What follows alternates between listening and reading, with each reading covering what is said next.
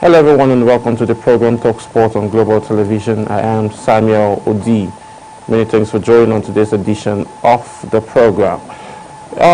Today, like we all know, the Nigerian fencing, African fencing championship kick started on Wednesday, and it all started with all fun as the Egyptian side came out very dominant. But on the second day of the occasion, Nigerians also, stepped up as we saw Nigerians getting stoned and also seedings for the fencing championship. So we're bringing you up to speed with those updates around fencing that is happening, and also we'll have conversations around transfers as Chelsea are set to offload 8 players.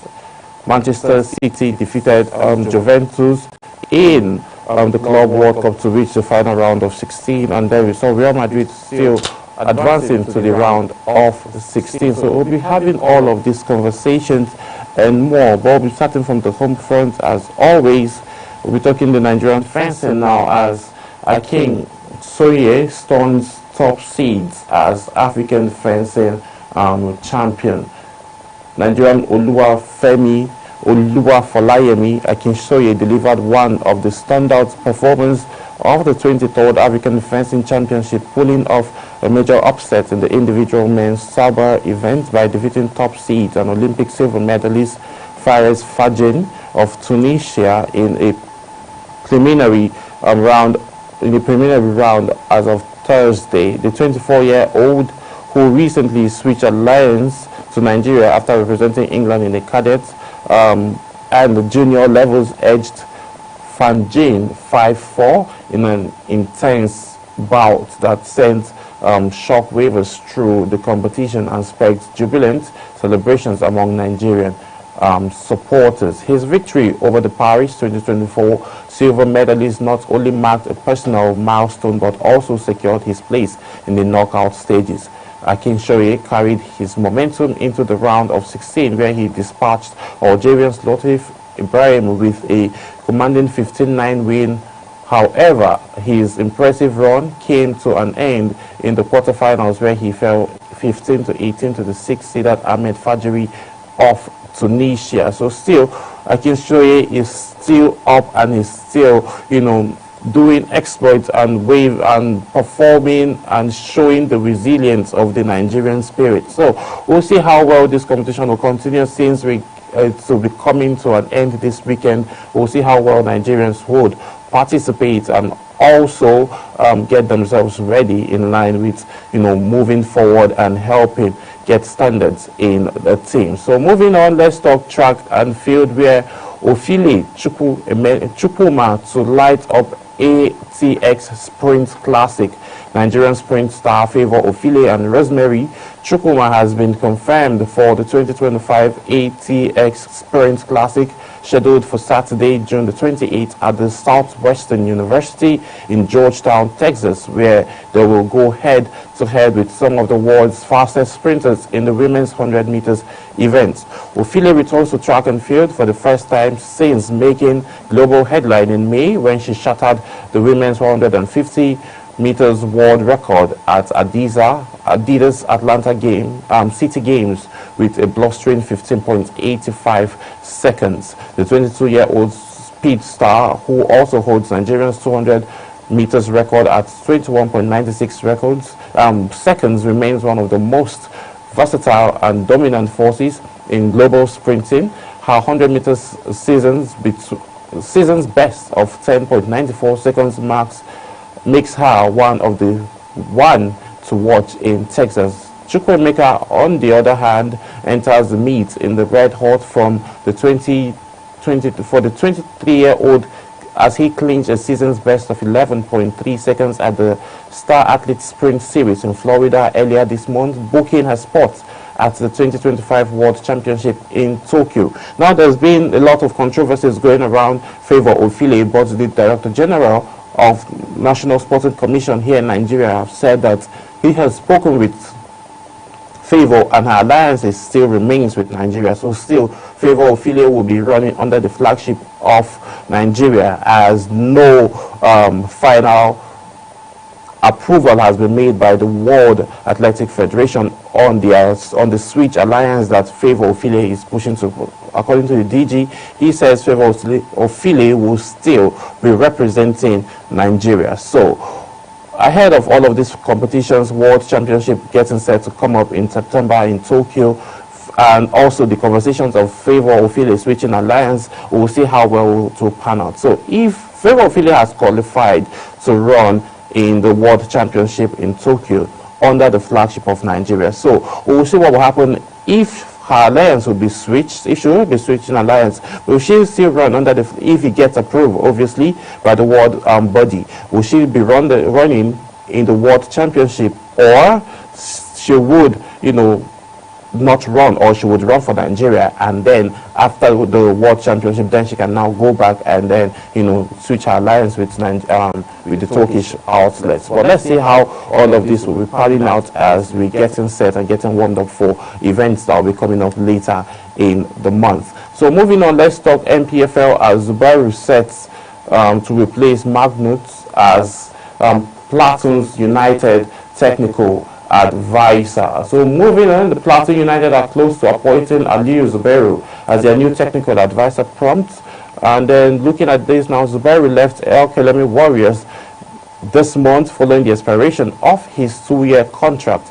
The young tactician is also the head coach of Nigeria's under-20 team, Flying Eagles.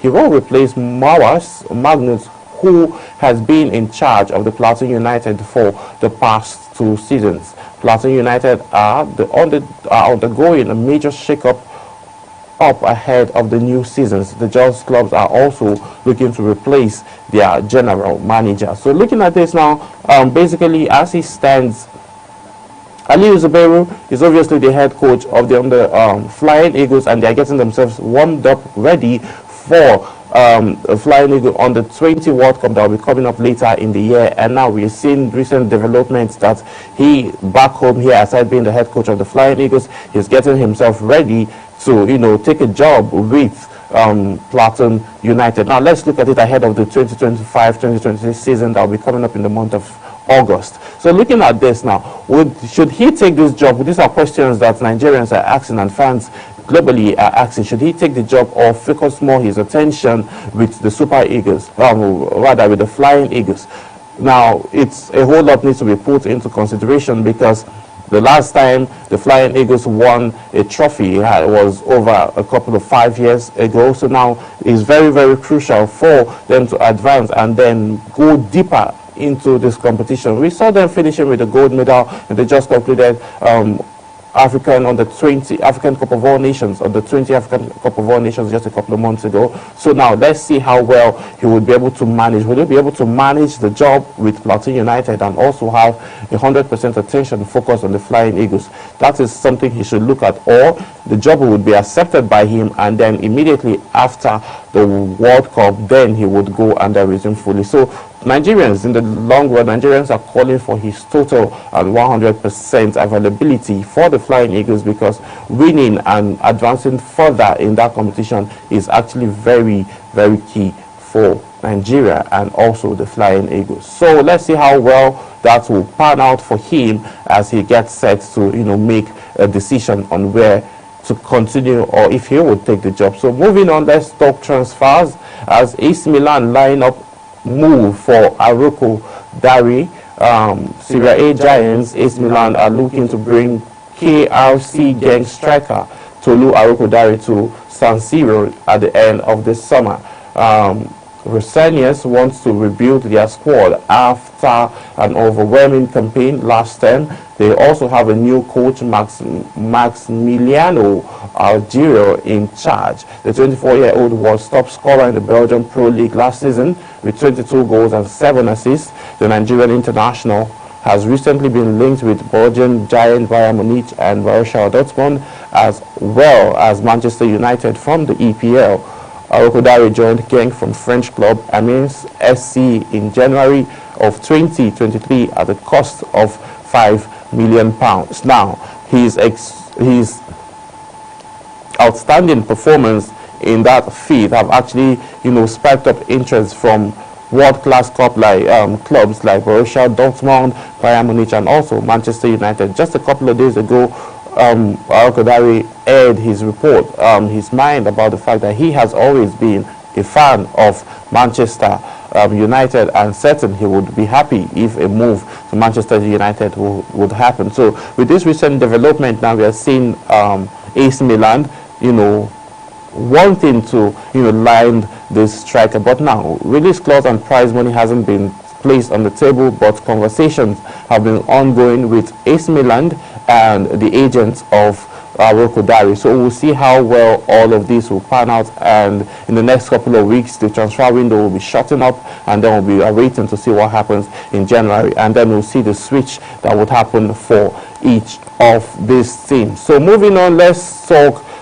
still talking transfers. Napoli rejects Reds bid as Galatasaray's coach calls Osimhen. Napoli have rejected Liverpool's opening bid for Victor Osimhen as Galatasaray's coach Okan personally telephoned the Nigerian striker in a desperate attempt to convince him to return to the Turkish outlets. The Serie A champions turned down Liverpool's initial proposal of an equal exchange involving Federico Chiesa and Darwin Núñez for the 26-year-old striker, according to reports. Liverpool's pursuit for Osimhen has gathered serious momentum as manager Arne Slot looks to add a striker to his squad following their Premier League title triumph. The Reds won the championship by 10 clear points in the Dutchman's first season at Anfield, despite already spending over £110 million this summer on 5 new signings. Liverpool remain determined to secure their prior target. The Mayside club valued Núñez at £60 million and Chiesa at £20 million, believing this represents a fair value of Osimhen, who has a release clause of £75 million. However, Napoli's president Ario is demanding both players plus an additional 20 million cash adjustment. So that means the problem now doesn't just fall with Victor Osimhen, it also falls with Napoli, because I'm certain if the contract with Napoli had expired, Victor Osimhen would have made an easier choice for him to pick a team to go to. But now Napoli also, at the other hand, are now literally wanting him to go, because of course, Victor Osimhen cannot cut down his own earnings just because he needs to move away, because he's worth every penny that he is asking for. Now, Napoli also knows that Victor Osimhen is worth this prize money, and they are not looking to cut down. So if there would be any form of cut down, it has to come from the end of Victor Osimhen if he really wants to move. But now, if he doesn't want to move, he's still going to remain in Napoli, and then what that would mean is that he will have to go on loan somewhere else if the buy option is not really settled. Now, if Liverpool are not looking to add this set amount, then it's possible that Victor Osimhen will still remain with Napoli. Then if he does remain with Napoli and Antonio Conte keeps saying he doesn't have a plan for Victor Osimhen on the squad, this will now leave Victor Osimhen to go to a different club on a loan spell. If that is what it's going to take for him to actually get what he's worth, I think that's what it should be, because looking at it from the long run now, he would need to be somewhere where he's appreciated and also where he gets what he's valued at. So the only option that Victor Osimhen have now, if he's not going to cut down his pay, which I don't advise or I don't stand with, because arguably Victor Osimhen is one of the best strikers in the world. So this is what is going to happen. If he doesn't move, based on the fact that they are not wanting to pay the actual money, then he should just remain in Napoli and then probably get shipped up somewhere again on a loan spell. At the end of next summer, which is when his contract will expire, then he would be a free agent, and then at that point he would make a final decision on which of the club he will want to go to, and then he would also be a free agent. So you need to look at it from that line too. So it's not just Victor Osimhen's problem now not wanting to make a final decision on where he wants to go to. It also boils down to the management and the president of Napoli on the fact that they don't want to cut down, their own earnings. So he is looking to get that 20 million plus Nunez and Chiesa from Liverpool. So Liverpool now will see who would want to, make this final plea and pay all of these monies, and see if Victor Osimhen will actually make that move. Still on transfers, Chelsea is set to offload Jackson, Madueke and 8 others. Chelsea are reportedly ready to offload as many as 10 players this summer, including Nono, Madueke, Nicola Jackson and Christopher Nkunku. The report says that Petrovic, Ahmed Bojan, Ben Chilwell, Alex Darcy, Raymond Sterling, Ken Chukwuemeka and Risanto Vigil could be all shown the exit door at Stamford Bridge. Chelsea have some objectives this summer, which they believe the sale of 10 players would provide the needed funding to meet their targets. Chelsea have already brought in some new players this summer, including Liam Delap, who joined them from Ipswich. Jackson could be told to look elsewhere following a 35.5 million signing of Delap. Now the Blues want to fund the signing of Borussia Dortmund Jamie Gutton, who could be a direct replacement for Madueke. The likes of Sterling, Petrovic, Darcy, Chilwell, Vigard, Boja and Kenny Chukwuemeka, who played their football on loan at different clubs across Europe last season, could move permanently. By selling these players, the Blues could be able to fund new players and also balance their squad as they prepare for a very busy new season. However, the sales of players like Jackson, Madueke and Nuno Nkunku could be heavily dependent on the offer from potential suitors, because looking at the price and release clause that these individuals came to Chelsea on, they wouldn't be going away for just a couple of peanuts. So we'll see what would happen with these teams and how well they'll be able to adjust and manage if these players get signed or shipped off to other teams. So moving on away from Chelsea, let's talk Arsenal, as Arsenal look to hijack Tottenham's £68 million move of Eberechi Eze. Arsenal are looking to hijack Tottenham's move to sign Crystal Palace's midfielder Eberechi Eze. According to reports, the Gunners have had decisions with Eze's representatives. Mikel Arteta is looking to add quality attacking signing to his squad ahead of next season. Arsenal are in the market for a number 9 and left side forward in what it seems their search for a better, for latter could see them try to land Eze. The 26-year-old has a 68 million buyout clause in his Crystal Palace contract. At that price, Eze could be a cheaper option to Real Madrid's Brazilian forward Rodrigo. Rodrigo is one of the forward that the Gunners have been courting this summer and looking to see if they can land him. But with the way it's going now and the setup of Xavi Alonso, we don't think that Rodri would be leaving Real Madrid at any time. But looking at the release clause and looking at the setup for Arsenal, I think Eze is also going to fit in based on the fact, and they are looking at their budget as well. So we would see how all of this will happen and if this deal will actually pull through, because Crystal Palace are looking for a depth, for an in-depth squad too that they would use ahead of the new season, given the fact that they'll be having a very, very busy 2025-2026 season based on the fact that they'll be playing the EPL, FA Cup, and also in Euros. So we'll see how all of this will pan out and how these teams will be able to manage their depth and how they would, move further for winning more trophies, because we saw this season lots of underdogs came out from behind and winning their trophies for the very first time after decades of playing football. So we'll see what will happen, because this transfer windows now will shape what we would see. This summer transfer windows and also January transfer windows will shape what the next season will look like. That's talking about the 2024 and the 2025 season. We'll be going on a very quick break, and then when we return back, we would get right into Club World Cup, as all of the African clubs that were represented have all been knocked out. Stay with us, we'll be right back.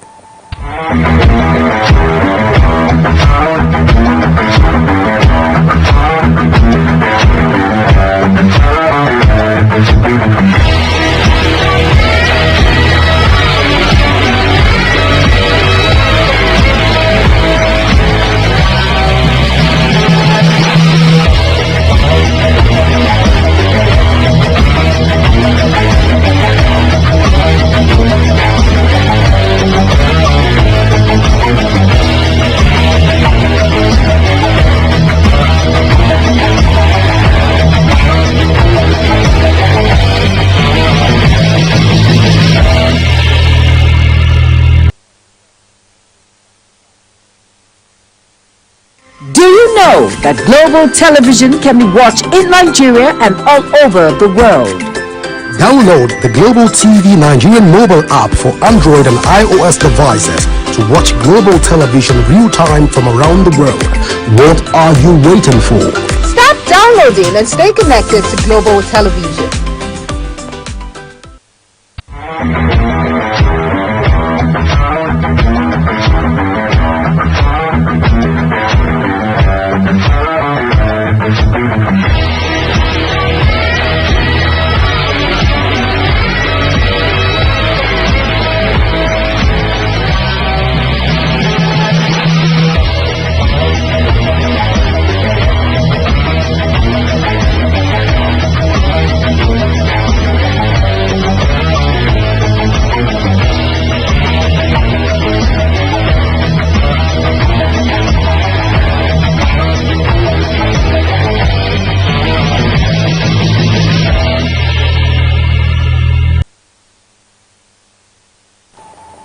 Many thanks for staying with us. Now let's talk Club World Cup, as all of the teams from Africa that represented has all been eliminated from the tournament. All the African teams representative has been eliminated from the 2025 Club World Cup that is ongoing in the United States. This means no team from the continent will be part of the last round of 16 of the competition. The flag bearers were Mamelodi Sundowns from South Africa, Al Hilal from Egypt, and Esperance from Tunisia, and Wydad Casablanca from Morocco. Al Hilal finished with only 2 points in Group A after recording 2 draws and 1 defeat. When the Tunes settled for third place in Group D, losing twice and drawing 1 match with AC were eliminated with no points registered yet, losing to Juventus, Man City and Al Ain. Sundowns won their first feature against US HD before losing 4-3 narrowly to Borussia Dortmund. They ended with a goalless draw with fairness, which ensured they had a tally of 3 points in their sport. So moving on, still talking Club World Cup, all rounds of the round of 16s features have been confirmed following the early matches that were played early of today, which is Friday morning. The 16 teams that are left in the 2025 Club World Cup to compete for the trophy have been confirmed. This follows the competition of Group H games in the early hours of today. Real Madrid trashed Salzburg 3-0 thanks to goals from Vinicius Junior, Frederic Valde and also Ganso Gracia. This result saw Xavi Alonso's men finish in top spot, and they will face Juventus in the last round of 16. Al Hilal beat Puncho 2-1 and will take on Manchester City. In other features confirmed prior, Inter Milan will face Fiorentina and Monterrey up against Borussia Dortmund. Benfica will play Chelsea on Saturday, while Palmeiras will clash with Botafogo in the all-Brazilian affair. Paris Saint-Germain take on Inter Miami in what has been dubbed